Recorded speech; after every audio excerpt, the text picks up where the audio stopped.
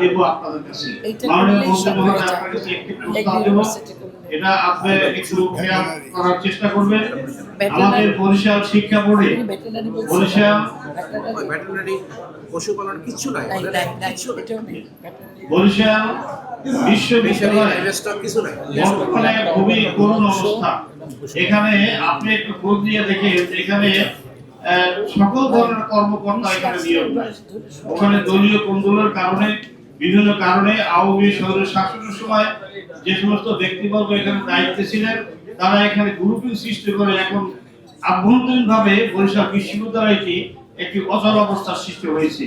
যে বিশ্ববিদ্যালয়টি ডেপুটিয়ে করার সিদ্ধান্ত গ্রহণ করা হয়েছিল, দেশনেত্রী বেগম খালেদা জিয়া উদ্বোধন করেছিলেন, সেটা তৎকালীন সরকার বন্ধ করে দিয়েছে। আমি মনে করি নাসির ভাই যে প্রস্তাবটি দিয়েছেন, যেই নামেই যেভাবেই হোক না কেন, শহীদ প্রেসিডেন্ট জিয়াউর রহমান, তারপর বেগম খালেদা জিয়া, যেভাবেই হোক এখানে একটি বড় ধরনের শিক্ষা প্রতিষ্ঠান কৃষি বিশ্ববিদ্যালয় হলে সবচেয়ে ভালো হয়। এই জিনিসটি আপনি খেয়াল করবেন। আরেকটি বিষয়, মাধ্যমিক ও উচ্চ মাধ্যমিক শিক্ষা বোর্ডের পরীক্ষা সামনে আছে, এই লক্ষ্যে আপনি আজকে এখানে আসছেন। আমি মনে করি ভিন্ন ভিন্ন কোনো কেন্দ্র না করে সরকারের একটা বিশাল প্রোগ্রাম নিয়ে প্রতিটি উপজেলায় একটি যেন পরীক্ষা কেন্দ্র থাকে, যেখানে কাজই হবে সারা বছরের পরীক্ষা পূরণ করা। একটি 8তলা বা 10তলা বিল্ডিং যদি করা হয় উপজেলা ভিত্তিক, তাহলে সেই উপজেলায় জাতীয় বিশ্ববিদ্যালয়, বোর্ড সমূহ, উন্মুক্ত বিশ্ববিদ্যালয় সহ যত পরীক্ষার যা কিছু আছে সবকিছু ওই ভবনের মধ্যে পরীক্ষা অনুষ্ঠিত হবে। এভাবে একটি যদি মাস্টার প্ল্যান নেওয়া যায়, তাইলে আমার মনে হয় যে এই পরীক্ষার জন্য ভিন্ন ভিন্ন জায়গায় পরীক্ষা নিলে ছাত্রছাত্রীদের লেখাপড়ার উপর ব্যাঘাত ঘটে। আমি একটি কলেজের প্রিন্সিপাল ছিলাম, আমি দেখেছি যে বছরের মধ্যে বহু পরীক্ষা ওখানে অনুষ্ঠিত হওয়ার কারণে ছেলেমেয়েরা তারা নিয়মিত ক্লাস করে তাদের পরীক্ষা এবং ক্লাসটা খুব কঠিন হয়ে পড়ে। এই বরিশাল শহরে যদি একটি কেন্দ্র হয়, সেখানে কাজেই হবে শুধুমাত্র পরীক্ষা। এইভাবে একটি মাস্টার প্ল্যান শিক্ষা মন্ত্রণালয় থেকে নেওয়া যায় কিনা আপনার কাছে এই প্রত্যাশা করছি। আমরা মন্ত্রণালয় নিয়েছি, রিভিউ করে আমরা আবার এগুলিকে কোন সেক্টরে কতটা আমরা প্রপোর্শনেট করব, এরও একটা সমীক্ষা আমাদের থাকতে হবে। যে যখন যা চাইবেন তাই আমাদের করতে হবে। It is not the proposal from the ministry. Ministry has to have a plan. এখন মিনিস্ট্রি যদি ইন্ডিভিজুয়াল প্ল্যানের উপরে চলে, আপনার নামে একটা স্কুল করতে হবে, আমি পলিটিশিয়ান আমার মেয়ের নামে একটা স্কুল করতে হবে, এখান থেকে আমাদের বেরিয়ে আসতে হবে। As a country should have a plan. এবং এরিয়া বেসিস আমরা কিভাবে যাবো, লং টার্ম ভিশন নিয়ে আমরা কাজ করব, এবং যে ভিশনটা আমাদের বোর্ডগুলির দ্বারা সম্ভব নয়। Board will work as a clerical work, and ministry will give the decision, focusing on their ministerial first. ধন্যবাদ আপনাকে। নেক্সট, ছেলে মেয়ে আছে, লেখাপড়া করছে। এখন আমাদের পৃথিবীতে পেন পেপারলেস এডুকেশন আসতেছে, এবং চিলড্রেনদেরকে গ্রাউন্ড লেভেল থেকেই আমাদেরকে মোর ডিজিটাল কম্পিউটারাইজড এই এডুকেশন আমরা আসতে হবে। Are we ready right now? No, not exactly we are ready. আমরা কি করোনা ছিলাম না, it was forced to go there. At least we have an experience. They forced আমরা এখানে যাওয়ার পরে we couldn't get the outcome good. We experience আমরা করতে হচ্ছে। এখন আবার আমরা একটা সিচুয়েশনে আসছি, we are forced to go there. ধরুন একটা এক্সাম্পল দিলাম, একটা মোটা মানুষকে জীবন করতে পারছি না, ডিজাইন করে দিলাম যাও গাজা চলে যাও, you will see ঠিক না হয়ে গেছে, because there is food crisis. তো আমরা এখন একটা ক্রাইসিসে আছি। এই ক্রাইসিস হচ্ছে fuel crisis. Nobody can predict how long this war will continue. We all understand. Government is maximum protection দিচ্ছে। আমরা 90 days fuel reservation চেষ্টা করছি। At the same দেখা যায় যে every individual trying to stock for 1 year, তেল না হচ্ছে, পান্থের তেল চলে যাচ্ছে। Certain people are smuggling the fuel. গতকালকে ট্রলার ধরা পড়েছে। The reason আমরা প্রাইস বাড়াইনি, এগুলি আপনাদেরকে বলছি আপনাদের জানার জন্য। আমাদের প্রাইস বাড়ানোর চিন্তা করেছিলাম, কিন্তু আমরা যদি চিন্তা করি একবার যদি প্রাইস বাড়িয়ে ফেলি, ইন্টারন্যাশনালি ক্রুড অয়েলের ব্যারেল যদি ডাউন হবে, আমরা ডাউন করতে পারবো এজ এ গভর্নমেন্ট। কিন্তু বাস ভাড়া, ট্রাক ভাড়া, সবজির দাম বেড়ে গেলে আর তারা কমাবে না। সেজন্য প্রাইম মিনিস্টার তিনি খুব শক্ত করে হাল টেনে বসে আছেন, দেখি না ওয়ারটা কন্ট্রোল হয় কিনা। ইন দ্য মিন টাইম আমরা পার লিটার অকটেন 155 টাকা খরচ, আমরা বিক্রি করছি 120 টাকা, হিউজ লস। এছাড়া আমরা ডিজেল বিক্রি করছি 100 টাকা, যেটা খরচ হলো 190। এটা কিন্তু প্রিভিয়াস লং টার্ম যে কন্ট্রাক্ট হয়েছিল তার ভ্যালুটা বলছি। Immediately few days ago, Bahrain and Qatar they withdraw the contract because ওখানে একটা ক্লজ ছিল, war situation they might withdraw the contract, war situation। এখন আমাদের স্পট মার্কেটে কিনতে হচ্ছে, ওয়েল দাম বেশি দিয়ে কেনা হচ্ছে, as you know the prices are going up। In the meantime আমাদেরকে একটি কাজ করতে হবে, সাশ্রয়। ধরুন ইরানের যুদ্ধ হচ্ছে, ইরানে কিন্তু কোনো দ্রব্যমূল্য বাড়ছে না, এভরিবডি হেল্পিং ইচ আদার্স, যে আমাদের যে স্টক আছে এই স্টক আমরা শেয়ার করে খাবো, তবু আমরা ন্যাশন হিসাবে ফাইট দিয়ে যাই। এই যে একটা ক্রাইসিস আসলে তখন আমাদেরকে ইউনাইটেড হতে হয়। This is not the crisis only in Bangladesh, world wide crisis. এই ক্রাইসিসে দেখা গেল যে আমরা ঢাকা শহরের এই ট্রাফিক জ্যামে ফুয়েল বার্ন করি more than which were used for travelling. আপনি যদি ট্রাভেলিং এর জন্য 2 লিটার দরকার হয়, ওয়েটিং টাইমে 2 লিটার বার্ন করে, 4 লিটার বার্ন করছে। এখন এই ঢাকা শহরে বেশ কয়েকটা স্কুল একটি গার্ডিয়ান একটি ছেলে মেয়ের জন্য একটি গাড়ি ব্যবহার করছে। Let's say 4,000 students in Vietnam, approximately 4,000 car goes there. এইভাবে ঢাকা শহরে একটা ট্রাফিক কনজাকশন হচ্ছে এবং আনলিমিটেড ফুয়েল বার্ন হচ্ছে। তা আমরা যদি কিছু একটা সাধন করতে চাই তাহলে কি করতে পারি? নাম্বার 1, আমরা তাদেরকে বলতে পারি তোমরা বাসে ছাত্রছাত্রী দেওয়া। এই জন্য মাননীয় প্রধানমন্ত্রী বাস, ইলেকট্রিক বাস বা সোলার এনার্জি বাস উনি বলছেন 100% ট্যাক্স ফ্রি দিয়ে দিয়েছেন অলরেডি। এবং বাসগুলি যেন মাল্টিপল পারপাসে ইউজ না হয় এই জন্য উনি বলছেন the colour should be yellow bus, এবং কালারগুলি যেন ডিসেন্ট অ্যান্ড কম্পোজিশন ঠিক হয় এই জন্য কোড নাম্বার দিয়ে দিচ্ছে, কালার কোড। তো একটা সলিউশন হলো। এখন আসা যাক, আমরা বলছি মেট্রোপলিটন সিটি। সাংবাদিকরা কিন্তু এটা স্পেল আউট করে না, আমি জানি না, সামহাউ আজকালকে দেখা যাচ্ছে যে গভর্নমেন্টের স্পোক্সম্যান হিসাবে আমরা যা বলি এগুলো যায় না। আমি কত ডিসেন্ট প্রোগ্রাম করলাম আজকে এই বরিশালে। Perhaps I was the most generous and friendly person ছিলাম এবার I am in politics। কিন্তু কালকে দেখা গেল হঠাৎ করে আমি দেখলাম যে মানুষের জার্নালিস্টরা নাকি আমাকে বয়কট করেছে। It was wondering, I laugh at it। কিন্তু কেন?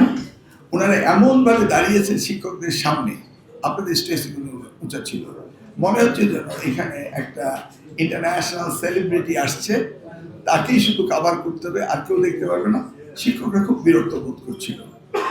আমি বললাম যে ভাই আপনারা 2 সাইডে চলে যান, অথবা ক্যামেরা স্ট্যান্ডে ক্যামেরাগুলি লাগিয়ে আপনারা সরে যান। Nobody would listen what I said. Alright, continue হতো। ফাইনালি আমি গেলাম রাস্তায় বক্তৃতা দিতে, এই জন্য মহাপ্রলয়নকারী যুদ্ধ, বাট আই লাভ ইট। এটা মনে রাখতে হবে, কারণ আমাকে দেখার জন্য যে লোক আসে, why wouldn't I like it? Alright, I love it। কিন্তু কথা হলো আমার তো ইন্টারাকশন করতে হবে শিক্ষকদের সাথে, নাকি? আমি ইন্টারাকশন করতে পারছিলাম না। তখন প্লিজ আমরা 2 সাথে যান, তাহলে আমি রোড মাঝখান দিয়ে হেঁটে হেঁটে শিক্ষকদের সাথে কথা বলি। আর আপনাদের জন্য ঠিক একই সিমিলার, যেমন আজকে আমরা মিলে বলে দিলাম যে এখানে আমরা প্রেস কনফারেন্স, কালকেও কিন্তু বলে দেওয়া হয়েছে যে আমরা সার্কিট হাউসে সাংবাদিকদের সাথে লাঞ্চ করবো, প্রেস কনফারেন্স করবো, এটা বলে দেওয়া হয়েছে the beginning of the meeting. এখানে কোন বিএলসিসি নাকি বলছে তাড়াতাড়ি যান, কোন শিক্ষক নাকি বলছে ডিস্টার্ব করেন না। শিক্ষকরা যে অ্যানয়েড হচ্ছে, তারা যে তাদের ক্রোধ যে পাম্পিং হচ্ছে, এটা কিন্তু আমি বুঝতেছিলাম। এই জন্য কিন্তু আমি ইন্টারভেন বলছিলাম যে আপনারা 2 সাইডে যান। ওনারা রেগে খেপে চলে গেলেন, কিন্তু স্টেটমেন্ট দিলেন যে মন্ত্রী আমাদের বের করে দিয়েছে। ইজ দেয়ার এনি ডকুমেন্ট যে আমি বলছি বেরিয়ে যান? না, আমি আরো দাওয়াত দিয়েছি তাদেরকে। সো ইন্টেনশনালি যদি জাতির দর্পণ ঠিক না থাকে তাহলে এটা হয় না। এই কথাগুলি বলার কারণ হলো যে আমরা বলছি ইন মেট্রোপলিটন সিটি যেখানে ট্রাফিক জ্যাম আছে। আমি আপনার কমিশনার সাহেবের সাথে আলাপ করলাম, what is the situation Barisal, বলতে আমরা এই সিচুয়েশনে নাই। আমাদের এমন কোনো ট্রাফিক জ্যাম হয় না, আমাদের গার্ডিয়ানরা এমন কোনো গাড়ি নিয়ে আসে না যে আমাদেরকে মেট্রোপলিটন সিটি হিসাবে এইটাতে অ্যাড্রেস করতে পারি। সরাসরি আমাকে বলে ছিলাম, তখন আমি আবার একটু বললাম যে তুই এক কাজ করে সপ্তাহে একদিন করে। তো বললো কেন? আমি তাহলে কি হবে জানেন, আস্তে আস্তে তারা এইটা অ্যাবসর্ব করবে স্টুডেন্টরা, কারণ আমরা ওয়ান টিচার ওয়ান ল্যাব দিচ্ছি, স্মার্ট ক্লাসরুম দিচ্ছি, এবং আমরা এই মেট্রোপলিটনে অ্যাফ্লুয়েন্স সোসাইটির বাচ্চাদের যদি একদিন আমরা অনলাইনে দিই, আস্তে আস্তে তাদের প্র্যাকটিস করবো। এটা আমি ওনাকে বললাম, but it is not the order, it is the request to be acquainted with the digital system, which one you have to do it in further. You see, so the motive of the statement has to be realized and understand before you pass a comment. But unfortunately, এটা করে না। তাহলে আজকে আমি practically realistically বরিশালে এসে কথা বলে আমি ক্যাবিনেট মিটিংয়ের রিপোর্টে বলবো যে Barishal is not necessary to do it. So does Mymensingh, but Mymensingh did not give me any opportunity to discuss anything. তারা কেন যেন একটু শুনতে চাচ্ছে। However, আমি ঢাকায় বুধবারে মিটিং করব গার্ডিয়ানদের সাথে। গার্ডিয়ানরা আর আমরা স্টেক হোল্ডারের সাথে, তারা অবভিয়াসলি আপনি যে কথাগুলি বলেছেন যে একটা ক্লাসরুমে 60 জন শিক্ষক থাকলে 4টা ফ্যানের দরকার হয়, একটি বাচ্চা বাসায় গেলে 60টা ফ্যানের দরকার হয়। এই ক্যালকুলেশনটা কিন্তু এইভাবে সিম্পল অ্যারিথমেটিক ক্যালকুলেশন নাও করা যেতে পারে। বাতাস হয়তো ভেন্টিলেশন পুরোপুরি থাকতে পারে, হয়তো সেখানে আইপিএস এর ফ্যান থাকতে পারে, কিন্তু স্কুলে আমার হেডমাস্টারের রুমেই একটি ফ্যান থাকবে যেখানে শিক্ষকরা থাকবে। তো 4:1 কিন্তু আমি নিয়ে আসলাম। তো এইগুলি রিলেভেন্ট অঙ্ক, কিন্তু আমি বলছি শিক্ষকরা আসতেই হবে। নকলগুলো তো কিন্তু উঠে গিয়েছে। আমি নকলে দাফন করেছি এবং নকলে 40 খেয়েই মতবাদে বিদায় নিয়েছি। তো এই নকলটা কিন্তু শিক্ষকরাই বন্ধ করেছিল।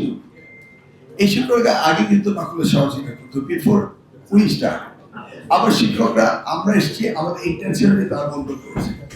এরপরে আবারও নকল যে হয়েছে সেটা শিক্ষকদের এই মন্ত্রণালয়ের চেয়ার থেকে ইনস্ট্রাকশন আসেনি, সেই জন্য হয়েছে। তো নকল নিয়ে কিন্তু আমি মোটেও চিন্তা করি না, কারণ আমার শিক্ষকরা আমি দেখেছি কর্তাবাবু যা বলে তাহা শুনিয়েই তাহা চলে। তো আমার শিক্ষকের কোনো কমপ্লেন নেই, they will do their job. কিন্তু নকলের কিছুটা মডেল চেঞ্জ হয়েছে। এই জন্য 1990 পাবলিক পরীক্ষা অ্যাক্ট, এটা আমি চেঞ্জ করছি। এটা আমি অলরেডি ক্যাবিনেট উত্থাপন করেছি, ওখান থেকে এসে এটা চলে যাবে সংসদে, বিল আকারে আসবে এবং আইন পাস হবে। তাহলে আমি কিন্তু অ্যাড্রেস করছি ফর এভার নকলের যে ভেরিয়েশন হচ্ছে, নকল যেমন কালার চেঞ্জ করছে, এখন আমারও কালার চেঞ্জ করতে হবে আইনগত ভাবে, তাই না? এখন আর কাগজ দিয়ে নকল দেওয়া হয় না, এআই আনসার দিয়ে দিচ্ছে। You see now people say my boys are getting smart, I love it, I love it. সেই নকল করে তো একটা স্মার্টনেসের দরকার রয়েছে। তো সেই জন্য নকল দিয়ে আমার কথা না, আমি অ্যাকচুয়ালি কথা বলতে চাচ্ছি ওরা ব্যানারে নকল লেখে, আমি লিখতে চাচ্ছি মান উন্নয়নের জন্য আমি আপনাদের সাথে সভা করছি। আমি যদি শিক্ষার কোয়ালিটি ইমপ্রুভ করতে পারি, অটোমেটিক্যালি এটা চলে যাবে। সেকেন্ড হলো, নকলের জন্য কিন্তু ছাত্রছাত্রীরা দায়ী না। দেখুন, this are the new generation, তারা মিথ্যা বলতে জানে না, তারা সত্য শিখেছে, তারা প্রতিবাদ করতে জানে, এগুলো আমরা দেখলাম জুলাইতে। তো এই ছেলে মেয়েরা ইজ ভেরি মডার্ন। এরা আর আমি আপনি এক না। Try to understand their psychology. আপনি যদি বারবার তাদেরকে নকল করে হিউমিলেট করেন, দে মাইট অ্যাংরি। বুঝতেছেন না? তারা তখন বলবে, হেই তোমরা আমাদেরকে এডুকেশনাল প্ল্যাটফর্ম ঠিক করছো না, তোমরা এই কথা বলে। নকল is directly abusing my boys and girls. We don't want to abuse my boys and girls. Rather আমি অ্যাবিউজ করতে চাচ্ছি এই চেয়ারে যে মন্ত্রী বসছেন তিনি। তাহলে আমাদের কোয়ালিটি ইমপ্রুভ হয়ে যেতে হবে। তাহলে শিক্ষকদেরকে সেই জায়গায় নিতে হবে, সেই জায়গায় নেওয়ার জন্য যা যা করতে হবে, that is my discussable point. আর ডিজিটালি যে নকলের যে কালার এই করোনার মতো চেঞ্জ হচ্ছে, ওই জায়গাতে আমি রেস্ট্রিকশন আনছি এবং লতে সেগুলি আমি দিচ্ছি। 2010-এ লাস্ট গভর্নমেন্ট এটাকে চেঞ্জ করেছে, আবার এটাকে চেঞ্জ করেছে 2025-এ। তো আমি এসে এই সমস্যাগুলো যখন খুব প্রকটভাবে দেখলাম, বাই দ্য ওয়ে আমি কিন্তু এডুকেশনের উপরে রিসার্চ করতাম, আমি এগুলির সাথে রিলেটেড ছিলাম এবং বিভিন্ন রকম আমি সেমিনার সিম্পোজিয়াম আগে থেকে ক্রমান্বয়ে করতে থাকতাম। তো এটা আমার নলেজে আছে। আমি এই 9 তারিখে সন্ধ্যা 6টা থেকে রাত 12টা পর্যন্ত প্রাইভেট ইউনিভার্সিটি স্টেক হোল্ডার সকলের সাথে উইথ ডিনার মিটিং করে ওয়ান্স ফর অল এই বিষয়গুলো তাদেরকে অ্যাড্রেস করব এবং যে সমস্ত রিফর্মগুলি হয়েছে সেগুলোকে আমরা নিয়ে আসবো। এখন আপনি বলছেন ইউনিভার্সিটি রাস্তা ব্যারিকেড দিয়ে দিবে, ইটস ভেরি টাফ কোশ্চেন, কারণ জাহাঙ্গীরনগর ইউনিভার্সিটি অনেক সময় রিমোটে ছিল, কিন্তু আলটিমেটলি দেখা গেল এটা রিমোটে না, এটা ফ্রন্ট লাইনে চলে আসে। এটার জন্য আমাদেরকে অ্যাটিটিউড চেঞ্জ করতে হবে, স্টুডেন্টদের মধ্যে বিএনসিসি বা তাদের লেখাপড়া ফিরিয়ে আনতে হবে। এর জন্য আরেকটা কাঠামোগত পরিবর্তন হবে। ইট tax very long time, but I have another design like western, যে স্টুডেন্ট লোন কারা পড়তে না পড়ে এটা পরে বলবো। আমাদের ডিপার্টমেন্ট একটু বড়, গিয়ে জিজ্ঞেস করলাম এক্স্যাক্টলি কত পার্সেন্ট নিরক্ষরতা ইউনিট করা দিয়েছে। আমাদের প্রেসিডেন্ট জিয়ার সময় আমাদের একটা প্রোগ্রাম ছিল ইচ ওয়ান টিচ ওয়ান, তো ওই সাক্ষরতার প্রোগ্রামটা আর ছিল না। এখন থেকে 54 বছর বয়সের জাতি এখন সাক্ষরতা 67। তা আমি সেখানে ডিরেক্টলি তাদেরকে বলে আসলাম যে আমাকে 1 বছরের মধ্যে এই সাক্ষরতা নিরক্ষরতা দূরীকরণ 100% হতে হবে, 1 বছর। তার মানে আগামী আমি ফেব্রুয়ারি মাসের ধরুন 20-22 তারিখে না আরো থেকে মন পেয়েছি 26-27 তারিখে আমি গিয়েছি, ধরুন ফেব্রুয়ারি বাদ দিয়ে দিলেন, আমার ডায়েরি দিলে বলতে পারবো এই মাস থেকে আগামী মাসের ভিতরে 100% নিরক্ষরতা দূরীকরণ হতে হবে। কিন্তু তার মাস না, কারণ তারা আমাকে এখনো প্রজেক্টে দেয়নি। কি বলেছি? আমি বলেছি যারা জিপিএ 3.5 পেয়েছে, এই জিপিএ 3.5 প্রাপ্ত তাদেরকে একটি নিরক্ষরতা দূরীকরণ করলে তাকে একটা রিমুনারেশন দেওয়া হবে। আমি একটু কৃপণতার সাথে বলেছিলাম যত কম দেওয়া যায়, তো ওনারা বোধহয় বলছেন যে 1000 দেওয়া যাক। আসলে আমি চাই কি জানেন, ওই দুইটা ছেলে যে 3.5 পেয়েছে, দুইটি নিরক্ষরতা দূরীকরণ করলে যদি 3000 টাকা পায় তার বই কেনা হবে। You see, you raise a very good question.